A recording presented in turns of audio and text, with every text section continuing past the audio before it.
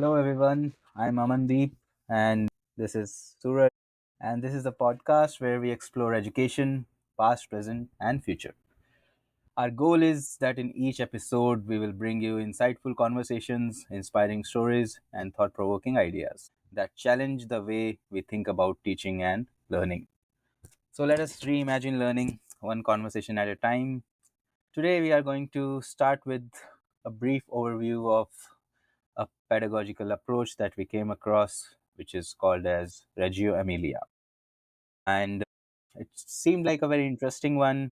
We both were very intrigued with the way they have approached early childhood education. So we thought of bringing this to our audience. What we are aiming for is that we are able to give you fundamental principles of this approach and then maybe generate a curiosity in you so that you want to explore it further. So without any further ado, let's start with Reggio Emilia today.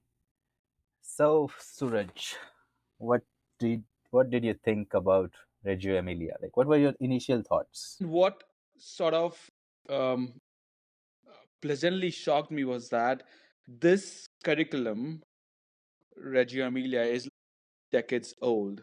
So someone was thinking on those lines years back, and they did believe that we need something like free play that actually believed in the potential of the students to think constructively, to be intrigued in everything that they see, and then ask not only silly but sometimes very complex questions that do not have easy answers.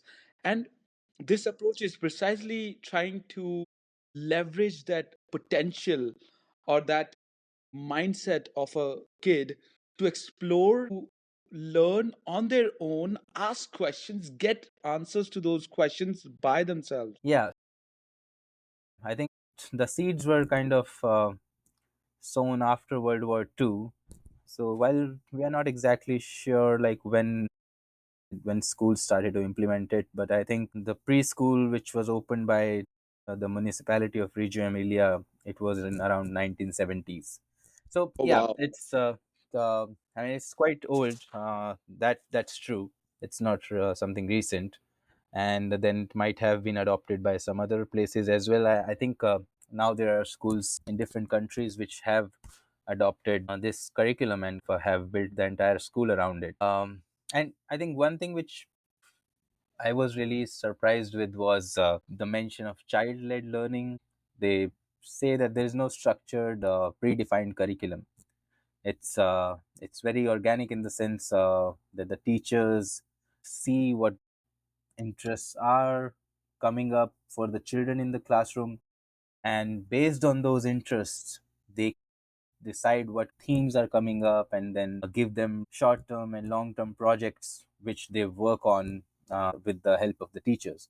So this was really very different from what we are used to seeing in a classroom where even if it is an activity based or very hands on classroom, there always is something which is guiding the discussion in the classroom, whether it's a book or it could be a story or it could be a video which the teacher is using. There are certain learning objectives which are predefined. But this was different in that sense that the teacher has to observe a lot what the child is doing naturally. And this has to be observed across all the children in the classroom. I was thinking what could be an example so that it's much more clearer for everyone, for ourselves as well. So let's say you see your kindergartners playing in the playground and you see that everyone is looking at some of the bugs that are visible in the corner of the playground. So then you can start a discussion with them. Okay, what are you thinking about those bugs? Some might say that they are different in sizes, some might speak about their colors, some might speak about whether they fly or not. And based on that, the teacher could bring out a theme that let's see how do bugs live or what do the bugs eat. So these could be some of the questions which could guide a project which the children will then start to work on.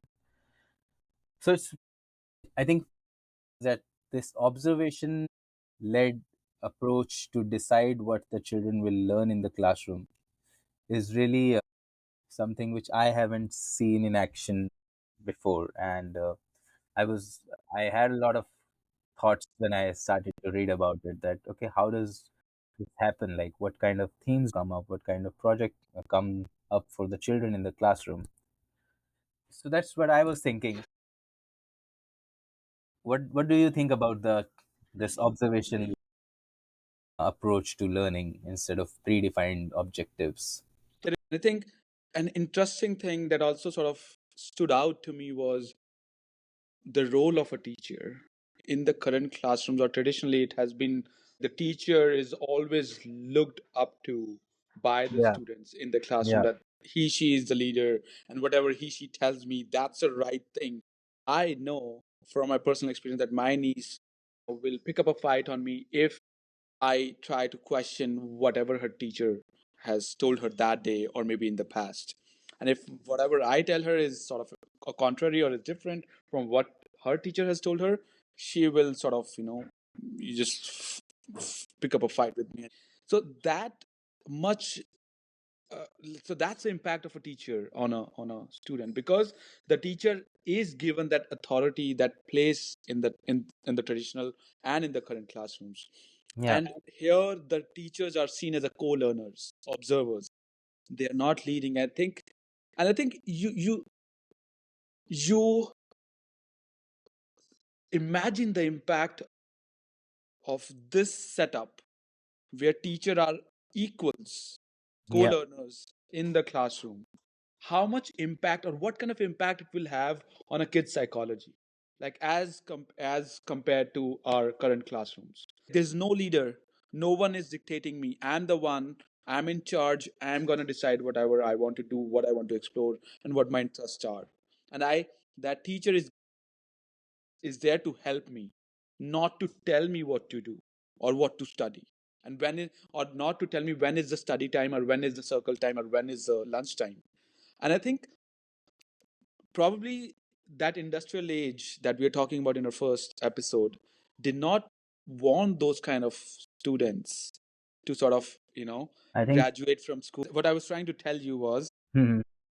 you just imagine the impact of this setup in the RE classroom, which is Reggio Emilia classroom, on a kid's psychology. Like, how, I mean, they will be thinking differently on how you or I think, because we have been exposed to that traditional classroom where teacher was such like an respected figure in the classroom, and you were supposed to follow whatever they are trying to tell you, or their whatever they're asking you to do, you're supposed to follow them. And now, even now in the organizations, we are always not trying to question our bosses, we are always trying to please them. We are not questioning whatever they are doing, especially the CEOs or the CFOs. We think, oh, that person is our leader and we're looking up to that person. That Right. this current mindset would be like is coming from that classroom. Now imagine the impact that it will have on the mindset.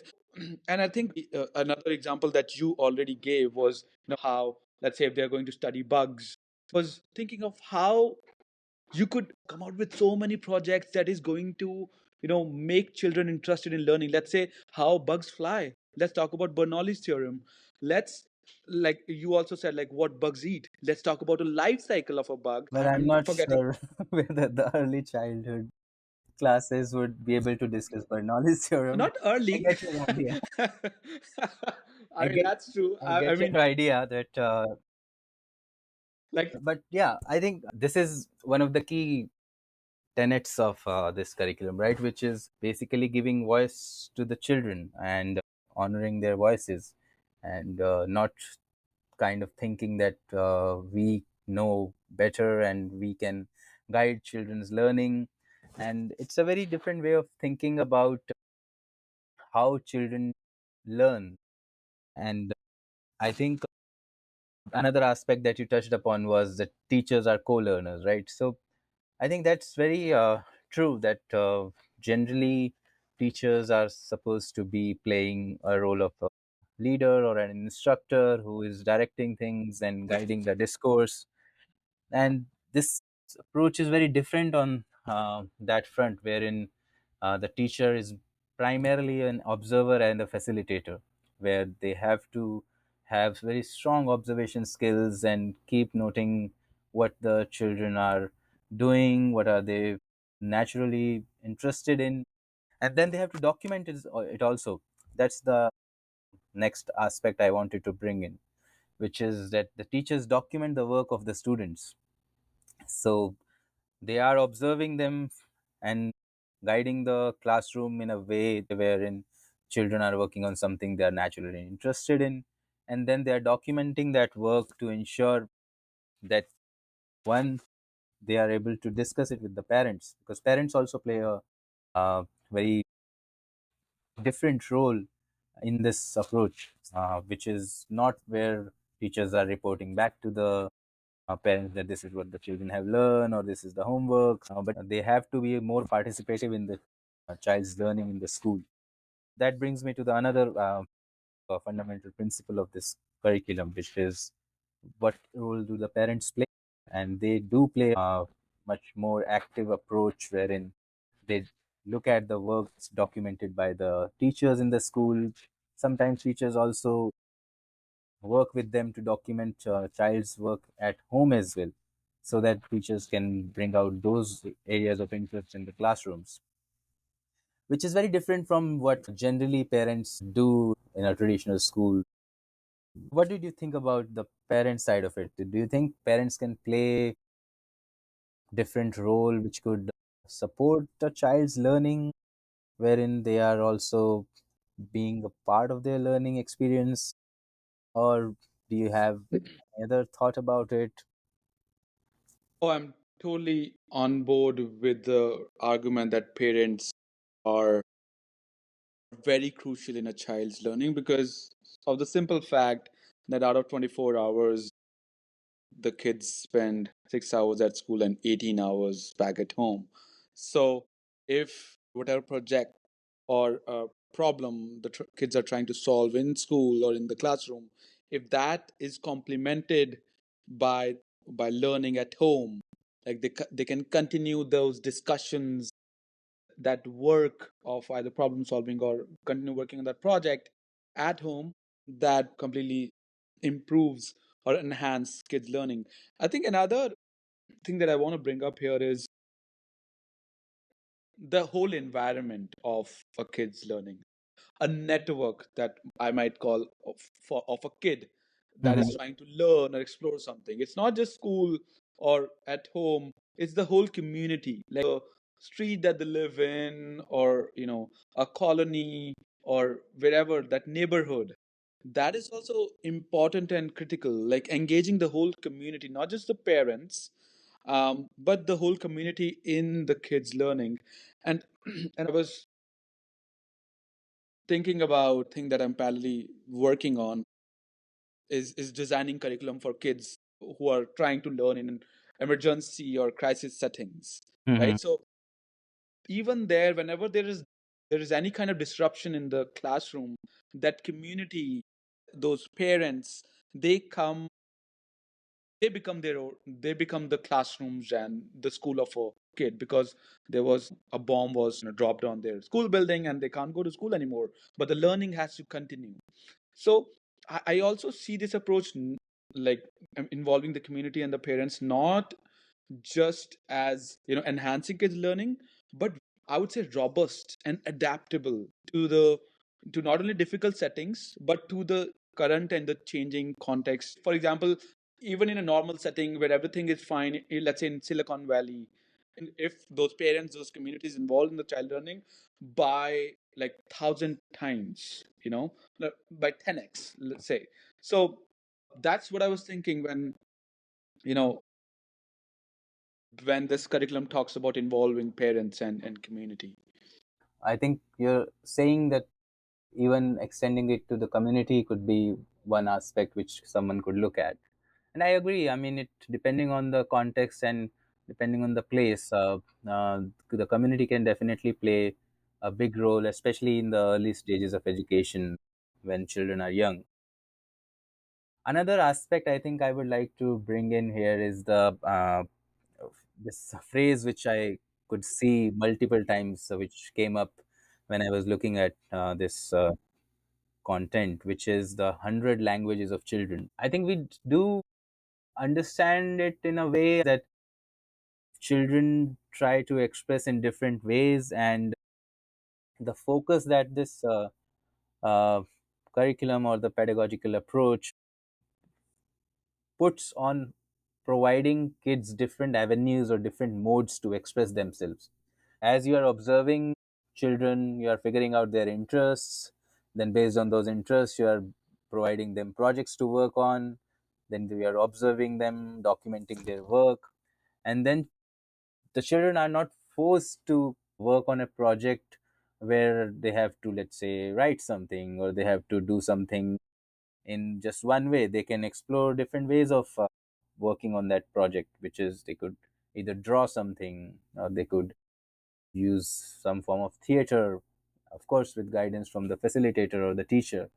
But this idea of expressing themselves in multiple ways through painting, sculptures, drama, or maybe storytelling, so that also is a very interesting aspect of this approach.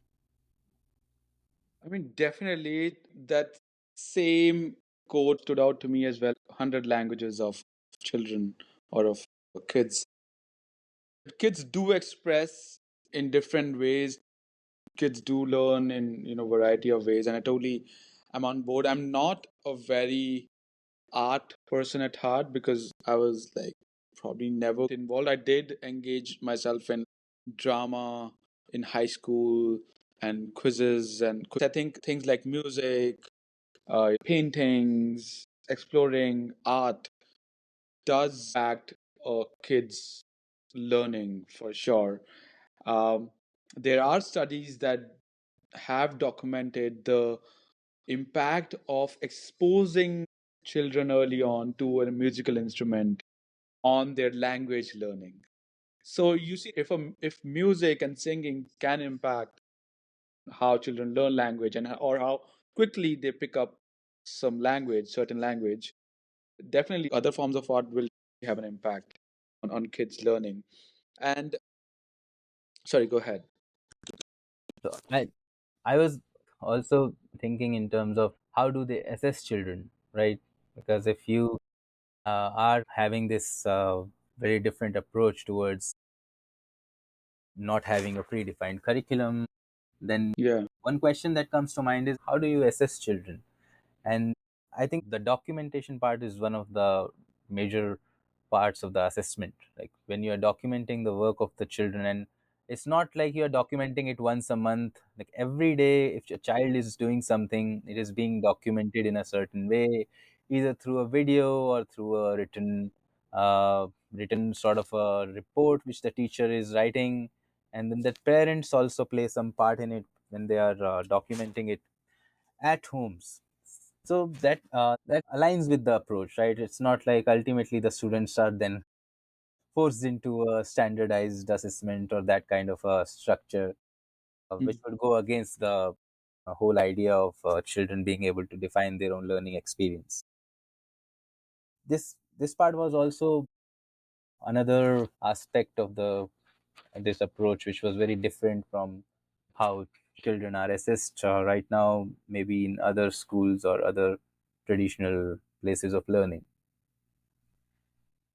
And the next thing which I was thinking was, what do the teachers do in the classroom? Because it's very dependent on teachers, right?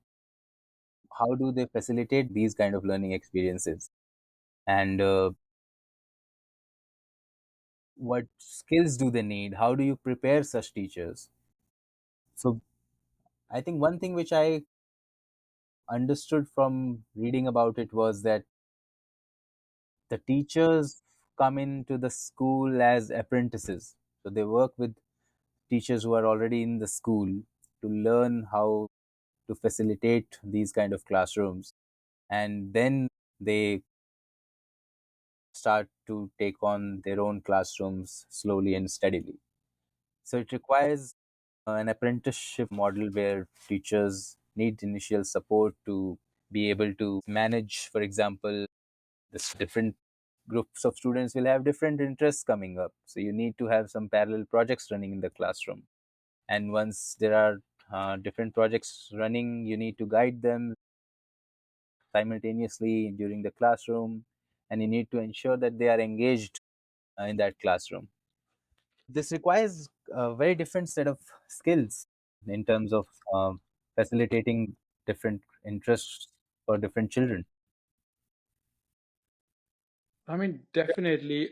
I don't want to jump to a different topic altogether, but this was something that did sort of come to my mind when you were, sharing about the role of the teachers. I mean, the role of a teacher is very heavy in the classroom. As compared to the current or the traditional classroom, teacher has a lot of work to do than just following a lesson plan that everyone will follow and then move to the next class and then evaluate the assignments and do just the regular stuff. Here, a lot of responsibilities is there on the shoulder of the teachers. Um, and then on the assessments, it also got me thinking. Okay, every child has its own project, is trying to solve a different problem. How are you going to assess them? Is there going to be a benchmark? But then it got me thinking, like, do we need a benchmark to evaluate the student? They are learning in their own right, and that's what they want to do. So be it. Like, we need benchmarking only when we have to compare one student with another, and that comes into picture whenever there are limited seats in a college that children or kids want to go to, and there we might run into issues because whenever seats are limited, there will be discussions around how do we select students to be admitted to this college. They need to have some common like benchmarking system, could be a test or could be whatever. So no, anyways, I got into practicality of this whole like evaluating students and how it will play out in the real life, how it will play out into this Right. world. I was thinking about India where That's there's so definitely many. an aspect which needs to be looked at. Like, of course, it's a different approach. It requires different resources, different way of working for the teachers, and understanding for parents as well as the school team members. Implementation is definitely something which needs to be looked at, how it can be implemented in a school. I think in terms of the like key aspects of this curriculum, was there anything else that came out for you as interesting or different? Yeah, so I think I have shared like most of the things that sort of stood out to me. Hmm. But there are things that I do want to highlight, that when I read about this curriculum, I was thinking about if this approach can be implemented in a resource constraint. Yeah, and I think quick note for everyone. I think we should call it a pedagogical approach, not curriculum per se. But yeah, I mean, we have been using those terms synonymously right now for this thing. Yeah. So imagine like a resource constrained school. Will they be able to expose students to all those arts, music, and let's say play or different resources that are needed to espouse curiosity of kids? I was thinking about that, and it's easier to implement in a setting where number of kids per classroom or per teacher are very less. You cannot have like 60 odd students per teacher in a classroom and expect teacher to support or co-learn with all those 60 students. That might be a lot. So I was thinking on those lines, but that's not something that you asked for. But so yeah, just to summarize, according to me, like we covered most of the interesting aspects of this approach. Um, I'm not sure if you have anything to add, or back to you. Yeah, no, I mean, I think in terms of what really this approach is about, we could maybe quickly recap some of the key aspects. One is the child centered approach of it, that children are driving their learning. and the teachers are co-learners with them, where they are facilitating the children's learning, documenting their work, and based on that work they are creating projects which the children work on and which are aligned with their interest. So I think this is one of the key aspects where children are playing their interests, and they are not being forced to do something which they do not want to do, and it's very organic in that sense. And secondly, I think the assessment part is also very uh, different. It's a sort of like a portfolio approach where children will work on different things, and you will have a portfolio by the end of the year, and then based on that portfolio you can have a showcase, or you can call the parents. And uh, it I think as a parent it would always be something to see when you are able to observe and look at your child's work across the year. And then there's an aspect of the parent participation in their learning, parent participation in the child's learning. So these three things I think really make it very innovative and different sort of approach towards early childhood learners education. Now, I think based on this, where we could uh, move next is, how do you get something like this implemented when it makes sense logically? And I'm sure there must be certain evidence as well to back most of the things that are part of this curriculum. So, if someone wants to really, let's say, use this in a school, what would they need to do? What are some of the things they would need to think about and consider? There, I mean, so many things that they have to consider. Like, this is like a whole new pedagogy approach.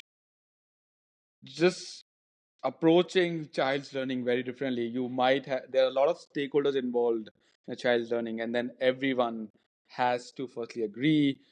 Let's say if you're implementing, I'm assuming we are implementing in a private school which does not, and then like the policy changes are all taken care of. We are not Yeah, dealing with those kind of constraints. right. So I think first thing we might have to think on teachers training. Like say if they are traditional teachers or teachers who have not been trained in this kind of pedagogy approach, that obviously start off with that. Loop in parents and that community who are responsible or who are the guardians of the kids, right? What do they think of this approach? What are their concerns and their interests? A majority of, depending on which country you are in, if you're in Netherlands, it might be relatively easier to persuade parents for this kind of approach. But if you are in India, where the main or objective or the end goal is to send a kid to a Why did you choose good, Netherlands? Why not some other country? because I've seen different schools that are working, they're doing really well, like Agora schools, they actually started in Netherlands. So I'm assuming the society is pretty, you know, ex- like acceptable to these kind of new pedagogy approach or curriculums, and they know that life is much more than just being an economic man who goes to a job and earns a livelihood or living for himself, herself, or their family.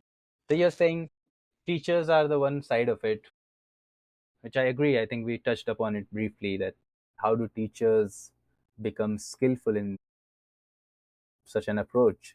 Because it's not that you have a lesson plan which you can read through and then execute it in the classroom. The primary skill that you need to have is that you are observing the children very closely, and then you need to have those skills which you can with which you can create themes around some of the interest areas that are coming in. For example, if you see children are playing with the shadows in the sunlight, then if you see four five or like x number of students doing it, then you need to be able to figure out how do I build on this interest which the children are showing in playing with shadows into a learning experience for them. So I think this is really very different skill from what the teachers generally are used to. And one thing which I could see in the research was the apprenticeship model, which is a school, either a school where the curriculum is already being used. So the teachers go there and observe some of the classes and then shadow the teachers and learn from them some of the aspects of this kind of an approach, and then they come back to their classroom or their school and uh, try to follow that approach. So the teachers definitely are one part of it, and then you mentioned parents. There has to be a very community oriented approach for the school to be able to include parents in such an experience. Also, like uh, what level of inclusion will it be on a weekly basis? Will it be every day for some time? So those details definitely need to be figured out. So parents and teachers are two things. Do you think is there is anything else which a school needs to think about before trying to implement this approach in their school? Oh, definitely. Like in terms of resources available, let's say if in resource constrained countries, that classroom environment needs to be changed to promote collaborative learning, teamwork, to encourage free thought, have more like natural light come in, have all those resources at the disposal of the students to go there and explore. And I was Yeah. also thinking, because it's like so resource heavy, Mhm. basically the idea is to see what a kid But is why do you exploring, say that this is resource heavy? How is it resource heavy? because the kids have to go around and play. I mean, you can be creative around it, be resourceful in the sense that you are taking students out of the classroom and making them do a nature walk or gardening and all those. So those things are not resource heavy. But I was thinking more from the perspective of arts like music, movie, or paintings. Yeah, so Those. are you saying that it is resource heavy compared to a school which is using, let's say, an activity based curriculum wherein they have certain materials? Or are you saying that it's resource heavy compared to a textbook based learning experience where children are mainly learning through textbooks and do not have access to other resources? So this approach, like the schools that are already using those project-based learning, those activity-based learning, I think they have those resources at their disposal. So for those schools, this approach does not require, additional resources. It can be, you know, implemented using the existing resources. However, the schools that are using just textbooks in the classrooms or printed materials in the classroom, I think then this approach requires additional resources. So think of it from this perspective. Let's say if I mean I also know there are ways to make children explore and learn by being, using very less resources like taking them out, doing gardening, nature walk and all that.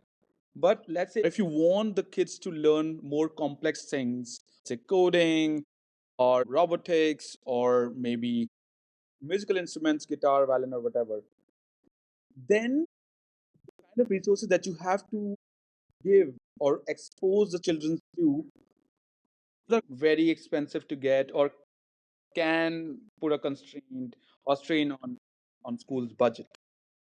Yeah, that I think that might be true. Whenever I start to think about this resource thing, the question that comes to my mind is because the teacher is deciding what is going to happen in the classroom, and then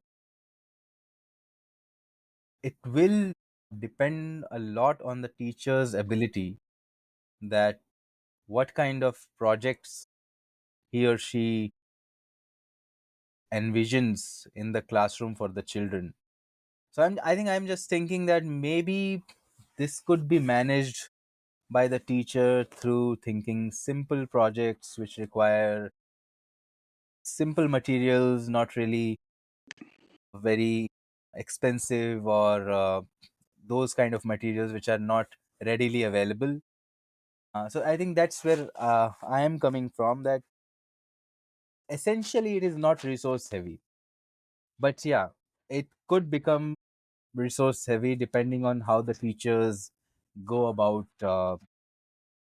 catering to the interests of the children. And that's where I think the role of the teachers become again very important. We keep coming back to it, that what is the role of the teachers and how it is different from other schools that exist. I mean, yes, agree. There is a way of definitely making this approach not resource heavy, like easy on the resources, readily available. However, I was thinking of, I think I get like very ambitious when I think of, classroom that is implementing this approach, where, children are exposed to not only like gardening, local musical instruments, or let's say nature walk, Mm. but then I also think of, if a kid is never exposed to, let's say, language that is used for robotics, assembly language, or if they're never exposed to an instrument, let's say violin. I mean, they might develop interest, and then at someday they might pick up violin or they might pick up that language. But ultimately, that could have happened sooner for that child, but it didn't because those resources were not there, or the kid was never exposed to those kind of resources because it was expensive. I think that was my only concern here. So I get your point that it should not, that resource might put a constraint on the interests of the children that come up in the classroom.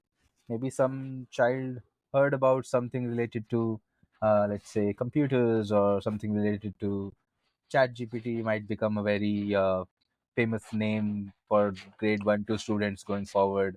And if they heard about it and they kind of started discussion, then this becomes a point of interest for the child. So yeah, I think point taken that there could be another aspect apart from the teachers and the parent side of it, that what resources are available or will be required for the teachers to be able to actually uh, make justice with the spirit of the curriculum. All right, so we have discussed some of the important aspects and tenets of Reggio Emilia pedagogy approach. We did also dive into what are some of the challenges facing the schools, teachers, or a society that wants to use this pedagogy approach in their schools, and other challenges that could come in the way of implementing this approach. Aman, do you have any final thoughts to summarize our discussions? Any next steps? Something you want to share? Over to you. Yeah, I think firstly, I think I would say that we have discussed things which someone might need to think about if they want to use this approach. And I wouldn't call them challenges that could come up, but I think factors that need to be considered would be something I would use to refer to that. And I think to end our discussion, I would build on one of the examples that we touched upon earlier on, which was around shadows. So let's say there's a school and a teacher notices children playing with their shadows on the playground. So now, once the teacher observes it, she does not just observe it and let it go. She brings this curiosity into the classroom. And how that could happen over a week is, let's say, first day the teacher discusses about what do you think shadows are, where are they coming from, how are they formed, and basically all the children are sharing their ideas around this guiding question. And then for the next 1 or 2 days they can use the flashlights, paper, and other objects to create different shadows, see how light interacts with different objects to create a small shadow or a large shadow, how if you take the source of light far away or bring it closer. So those interactions can be observed by the children for the next couple of days. Then the next day they could draw on draw their own shadow stories. So once they see their shadow, they could create a narrative around it. Do they find that shadow happy, sad, or do they find that shadow in a setting? Do they find that shadow doing something? And finally, once the children have created this kind of a story in their own way, parents could be invited to see that shadow gallery where children display their work. So this kind of is a week or 10, 7 to 8 lesson plans. Like if you want to give it the lesson plan structure, this covers 7 to 8 lesson plans around a curiosity that the teacher observed in the children. And finally, I think I would like to call out some of the resources which people could use to go deeper into understanding this pedagogical approach. There's one book called The 100 Languages of Children, and this is like a foundational book on Reggio Emilia. Then there is another one which is called Bringing Reggio Emilia Home. It has more actionable and practical tips for teachers to use this approach in the classroom. Another one is called Working in the Reggio Way, which is a guide for educators who want to adapt this approach and use it in their schools. So, with that, I think we would wind up our discussion today. We hope that you were inspired by the fundamental principles of this early childhood pedagogical approach, and hopefully, some of you will open a school which uses this approach. Thank you, everyone.